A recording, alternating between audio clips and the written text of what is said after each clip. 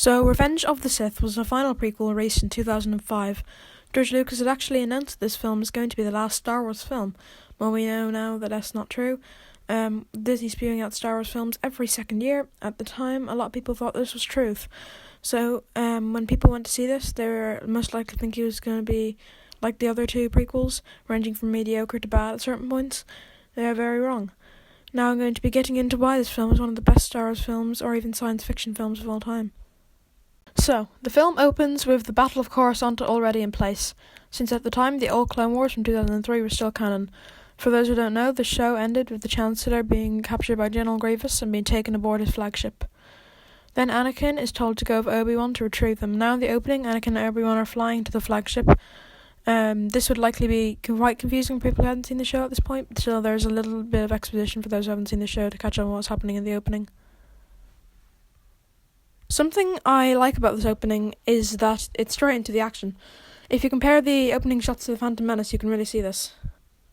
In The Phantom Menace, it takes roughly 20 minutes before the action begins because they have to show you the docking of the ship and its crew getting destroyed and lots of exposition taking place to explain everything that's happening. Examples being why they're there, who sent them, and why it's important. But Revenge of the Sith doesn't have time for that because it has too much story to tell, so instead you're plunged straight into, in my opinion, one of the best Star Wars battles of all time. The other reasons I like it are more because of the Clone Wars side of the battle than the Revenge of the Sith side. So now that you've been plunged directly into the battle, you see two starfighters. The camera zooms on them in a way that gets you hyped for the battle. This is also supported by the drumming in the background of this sequence. The drums then lead directly into one of the many incredible Republic themes that John Williams has created. After this, Kenobi and Anakin have some quick dialogue scene, mostly explaining what's happening to new viewers. After this, we get a clone squadron essentially backing up for Kenobi and Anakin. They are slowly killed one by one by the Separatist starfighters. This makes for a great early film battle and shows how many clones get killed each and every Republic battle. After this, Anakin gets shot at by some missiles and spins to avoid them, essentially paying homage to his line in Episode 1 about spinning being a good trick. It's a nice little callback that shows how interconnected these films are compared to Disney's new sequel trilogy. After this, we get the Buzz Droid attack. This fight has a bad reputation from Star Wars fans, especially haters of the prequels. The main argument is that the Buzz Droid CGI are not aging well and that they are not treated well enough to be taken seriously as a threat. I never personally found this a problem for me. Considering I watch a lot of David Tennant era Doctor Who, I am a lot more tuned off to bad CGI and it will no longer take me out of a film. I don't mind the silliness of the Buzz Droids because it's nowhere near as bad as how Hux was treated in The Last Jedi and in The Rise of Skywalker. Also, in this scene, R4 gets dismantled and destroyed by a Buzz Droid, which is a shame because he had some nice dynamics with Obi-Wan in the Clone Wars in Episode 2. But it does continue to set up the film as more serious than the other Star Wars films, many characters we know over the prequels to die. Now some of the Buzz Droids attempt to go over to Anakin's ship and try to rip apart R2-D2.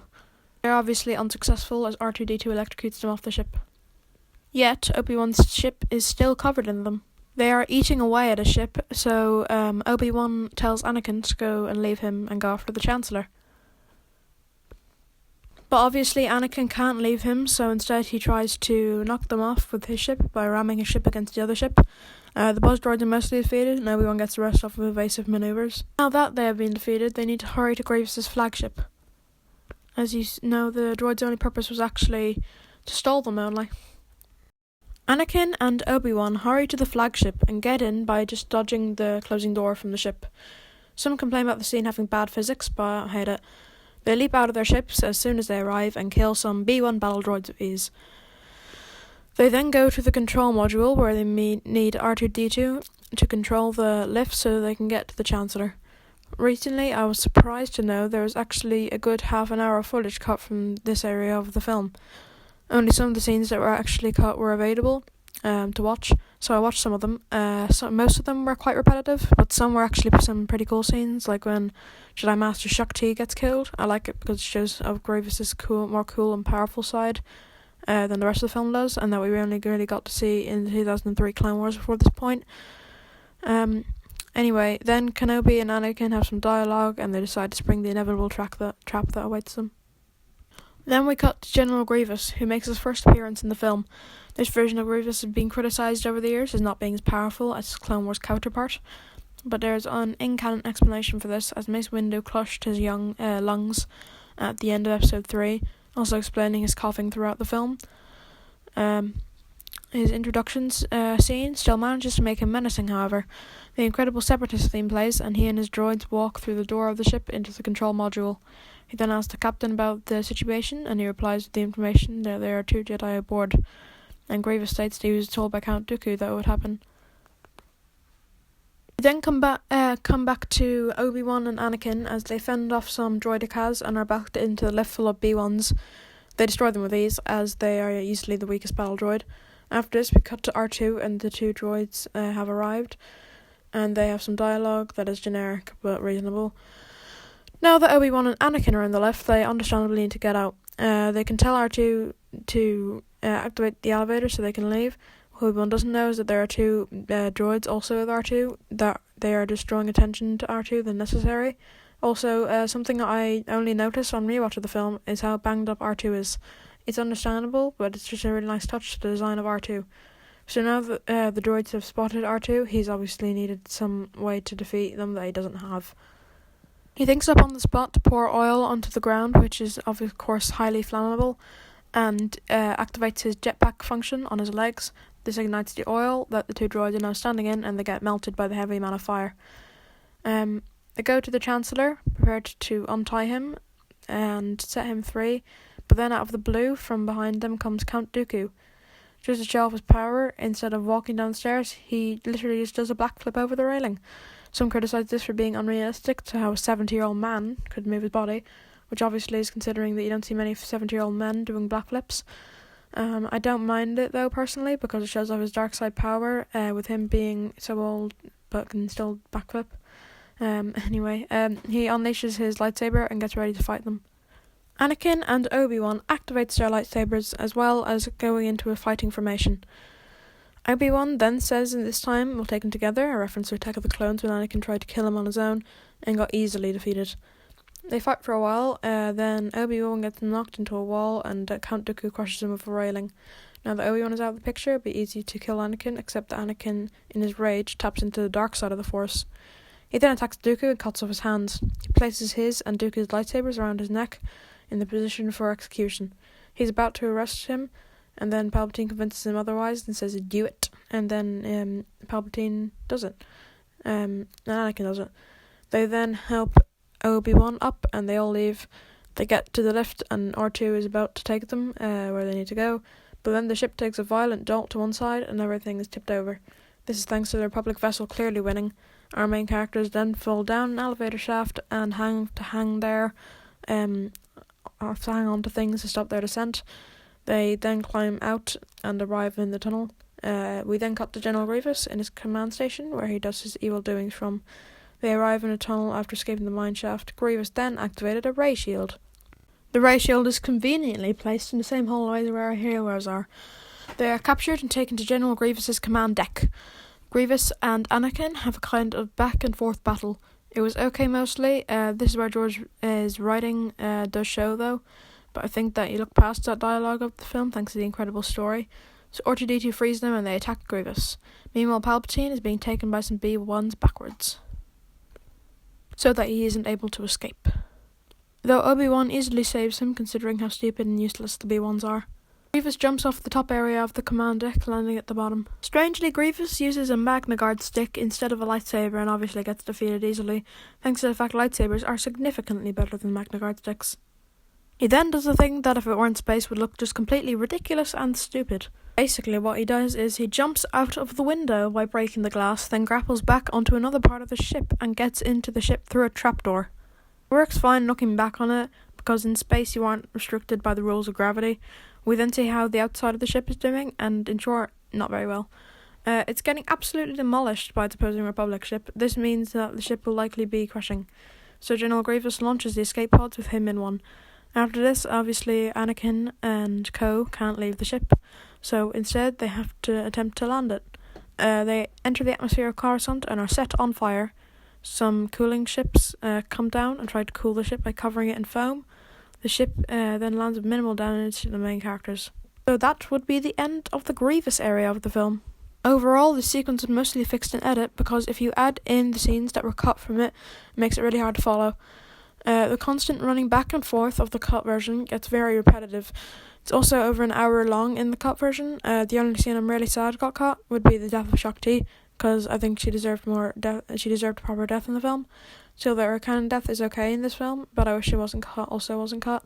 And the Force Unleashed death could have been good enough, but sadly the Force Unleashed no longer canon thanks to Disney. While some people dislike this film, I don't, and I think it's serviceable as the opening act of the film. Now to the rest of the film. Okay, so now having successfully destroying Grievous' flagship, they go back to report to the Senate. Some of the visual effects of Coruscant for the time still look fairly good today. Now, of course, some are better than others, but the VFX artists definitely put a lot of work into Coruscant. Anyway, so their ship docks outside the meticulously designed Senate building, and Anakin and Obi-Wan depart.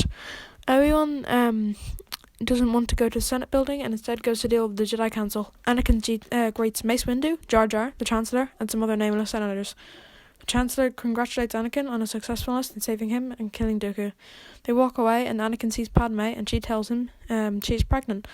I do think that Natalie and Hayden's acting are significantly better here than in the last two films. They definitely feel more like real people instead of unrealistic medieval dialogue strapped to a person. After this nice scene, we cut away to General Grievous, who has just arrived on the Utapau system. He exits the ship with John Williams' incredible score playing as he leaves. This helps cement him as the main villain of the story. He then hollow calls Darth Sidious and is instructed to move the Separatist leaders to the Mustafar system. What I like about this is that it actually sets up the finale, giving Anakin a reason to go to Utapau later in the film. Mustafar later in the film. Then we go back to the glistening Coruscant and Padme's flat. I think her and Anakin are asleep in bed, and then Anakin kind of like he wakes up, he has like a bad dream or something. We then get a poorly edited but interesting sequence of Padme dying in childbirth. It's almost like a premonition, and so Anakin takes it to be true. Obviously this upsets him, so he goes out to get a beverage. Padme gets up later and convinces him to tell her about his nightmare. Now, while George Lucas' dialogue for the prequel is held in low regard, hear me out, I don't mind it. The reason being that it's a prequel.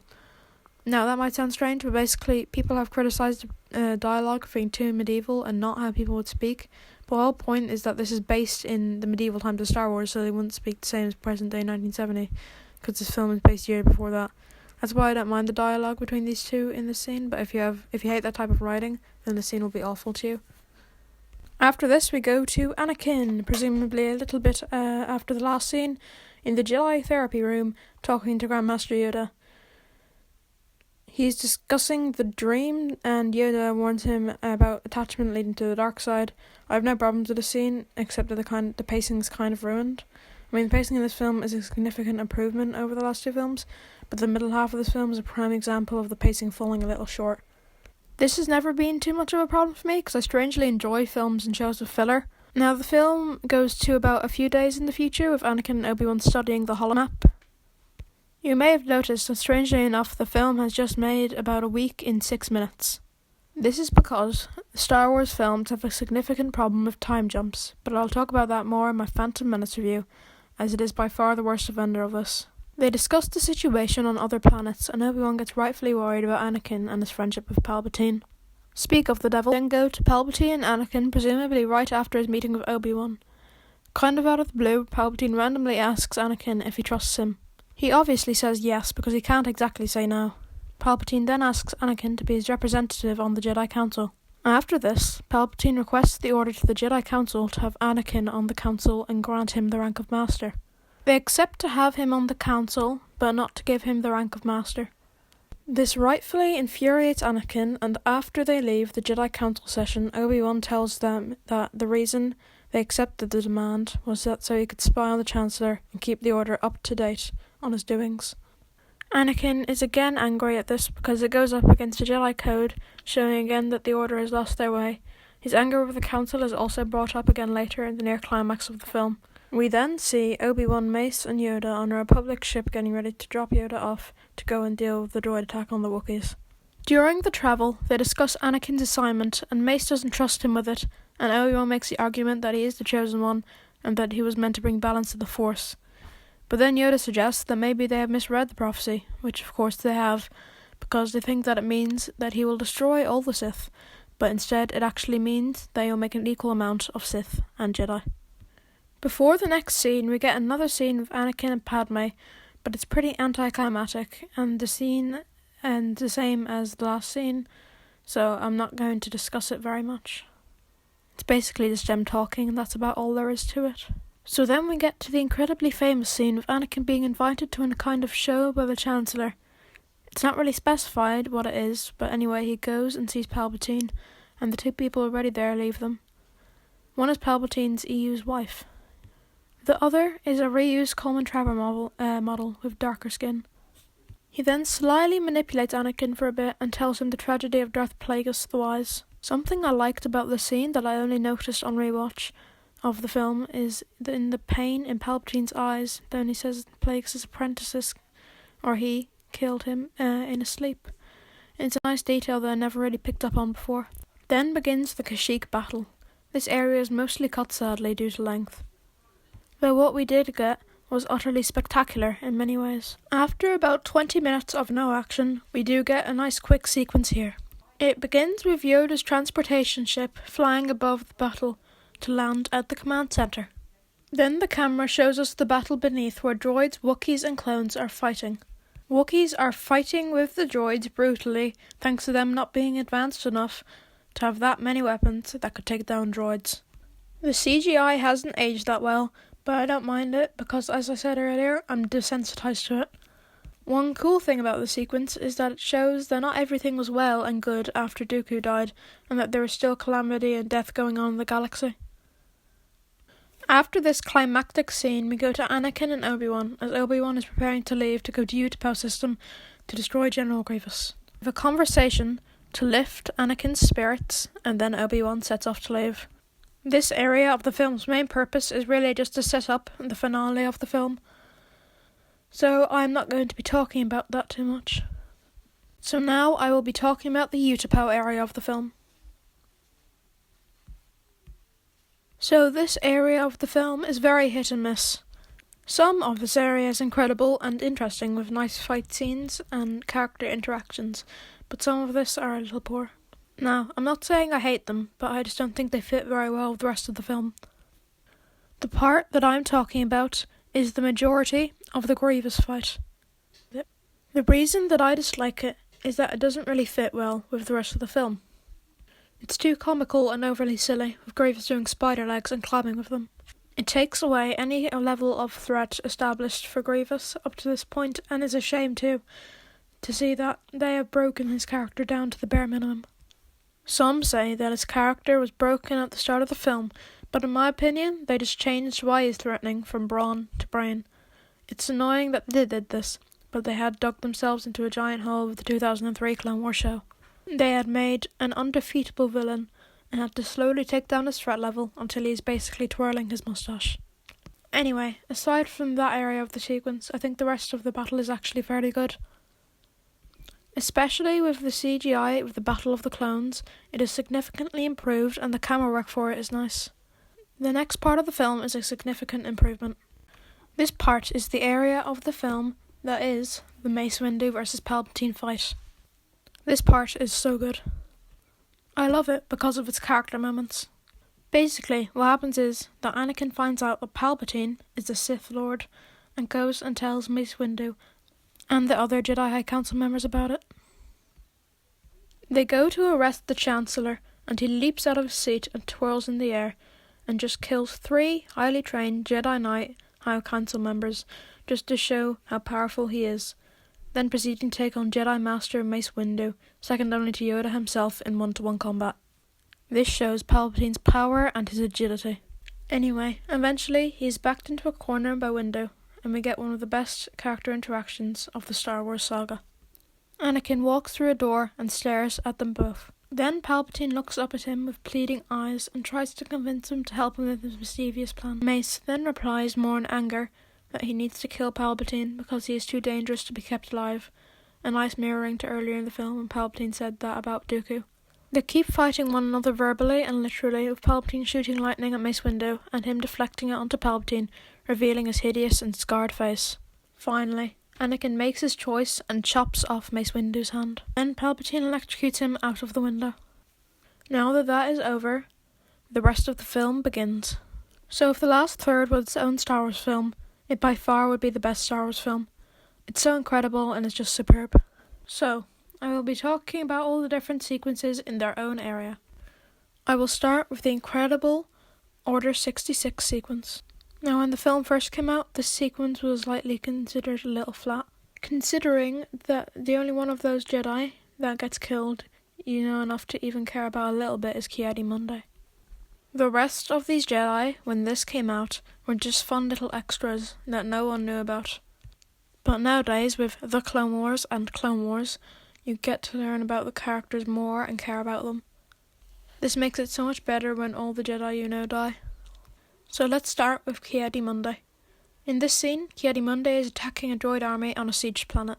Ki-Adi-Mundi runs towards the battlefront and shouts "come on" to his clone troopers.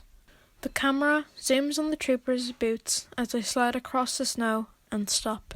Mundi looks around and is confused at first as to what the troopers are doing, but then a sudden look of understanding goes onto his face as the troopers raise their blasters and get ready to shoot.